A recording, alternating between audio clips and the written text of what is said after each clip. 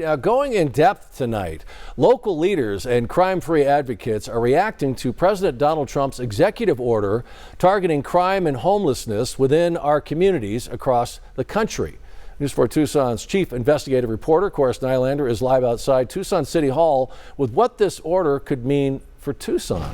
Chorus. Yeah, well, Sean, crime and homelessness are two of the biggest topics we hear from Tucson residents to look into on a regular basis, and we report on it constantly. This executive order aims to use grants and federal funding to really try and push local governments and city leaders like the ones here in Tucson to take certain steps to address these problems. It's being celebrated tonight by the Tucson Crime-Free Coalition, but some Tucson city leaders still have their doubts.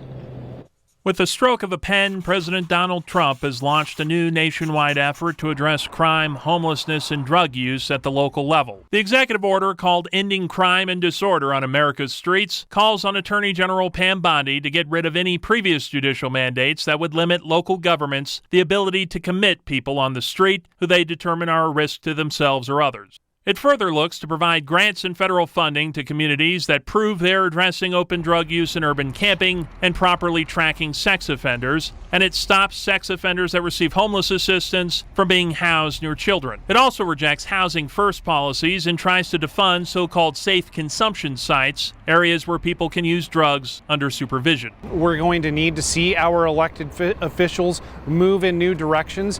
What has happened in the past is they have been completely paralyzed and they have done nothing.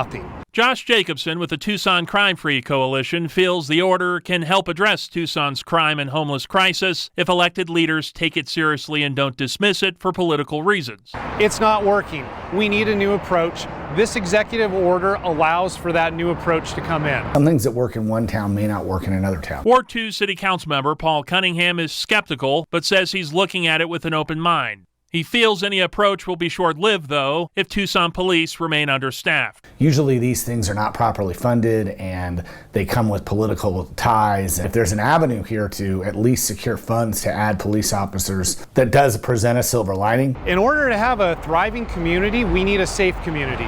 So kudos to Councilmember Cunningham for pointing that out. We absolutely need to hire and retain our officers. There still are a lot of unknowns on how this will all play out locally and how all that funding will work out, but we'll keep you updated. I did reach out to Mayor Regina Romero's office for comment on this tonight, but did not receive a response. We're live outside Tucson City Hall. Chorus Nylander, News 4 Tucson.